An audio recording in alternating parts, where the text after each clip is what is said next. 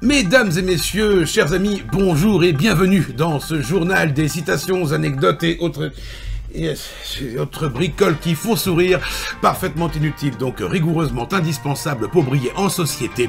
Spécial Sacha Guitry. Vous pouvez pas faire plus court? Oui, comme titre, on peut sûrement faire plus court.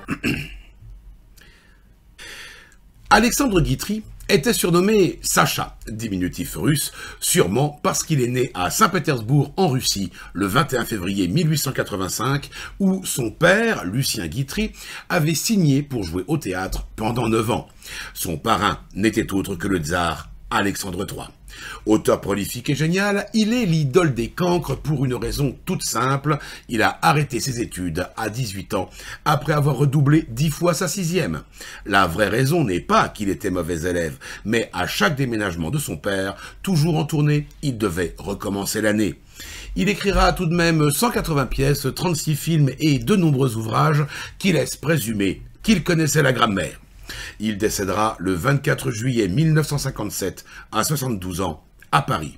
Mais ne jetons pas une ombre sur la légèreté du maître, dont voici un échantillonnage varié. On pourrait penser que Sacha Guitry n'avait aucune humilité. C'est en tout cas l'image qu'il nous a laissée. Il a pourtant dit « Avec tout ce que je sais, on pourrait faire un livre. Avec tout ce que je ne sais pas, on pourrait faire une bibliothèque. » J'en connais bon nombre qui n'ont pas cette clairvoyance. Toujours très amoureux, même l'âge venant, n'oublions pas qu'il a été marié 5 fois, Sacha Guitry savait mettre ses contemporains en garde. N'épouse pas une femme qui a 20 ans de moins que toi, car c'est courir 2 risques. Qu'elle te quitte, ou bien qu'elle reste. Si vous saviez à quel point je me sens concerné. Wow! Pas concerné du tout. Le problème véritable de Guitry n'était pas son rapport aux femmes, mais au mariage. Pourtant, il en a fait l'historique. Ça donne: le premier homme qui s'est marié, mon Dieu, il n'y a rien à lui dire, il ne savait pas. Mais vraiment, le deuxième est inexcusable. Et quand on fait 5 fois la même ânerie, ça s'appelle comment, hein? En lien direct avec le point précédent concernant le défilé des femmes dans votre vie quand vous êtes un monsieur, mais j'imagine que la réciproque est vraie, abstenez-vous de raconter à votre femme les infamies que vous ont faites les précédentes. Ce n'est pas la peine de lui donner des idées. C'est curieux, hein? On dirait le début d'une intrigue policière, et ça fait un tout petit peu peur. Le mariage est d'ailleurs, disons-le avec aplomb, quelque chose de grave. La preuve, selon Sacha Guitry, pour se marier, il faut un témoin, comme pour un accident ou un duel. Et on n'a pas encore compté le nombre de victimes. Voilà qui clôt la page mariage de ce journal. Non, je n'ai pas dit carnet rose. La narration de Sacha Guitry est un plaisir rare. Je recommande pour ma part ceux de Chez nous, qu'il avait réalisé en 1915, puisqu'ayant anticipé l'avenir du cinématographe, il avait immortalisé ses contemporains les plus célèbres, Rodin, Rostand, etc. Mais on ne raconte pas toujours des trucs passionnants. Par exemple, il y a des bêtises que j'ai faites uniquement pour avoir le plaisir de les raconter. Ah, s'écouter parler, un plaisir si simple. Non, pas concerné, non, pas du tout.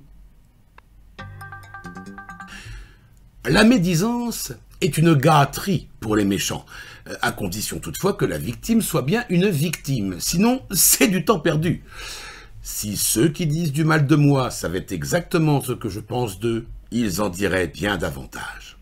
Dans le cas présent, je dirais un partout, la balle au centre. Et vous savez quoi? Je pense la même chose. La première femme de Sacha Guitry, Charlotte Lisès, lui demandait en soupirant « Je t'aime, Sacha, et toi ?» et lui de répondre simplement « Moi aussi, je m'aime ». Arletty avait été plus fine en refusant la demande en mariage de Guitry en disant J'allais pas épouser Sacha Guitry, c'était épouser lui-même. Oh, ajouterais-je, mais quelle souplesse. Lors d'un grand dîner, Sacha Guitry se trouve à côté d'une petite vieille dame nécessairement charmante.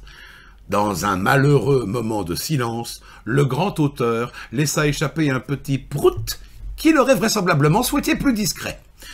Il se penche alors vers la petite dame en lui disant « Ne vous inquiétez pas, madame, je dirais que c'est moi. »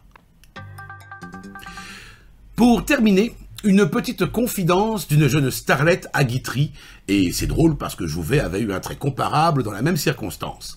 La jeune disait donc « Ma seule richesse, c'est mon intelligence. »« Ne vous désolez pas, mon petit, répondit Sacha, pauvreté n'est pas défaut. » Voilà, c'est la fin de ce journal des citations, anecdotes et autres bricoles qui font sourire, parfaitement inutiles donc rigoureusement indispensables pour briller en société, spécial Sacha Guitry. Oui, comme titre, on peut sûrement faire plus court.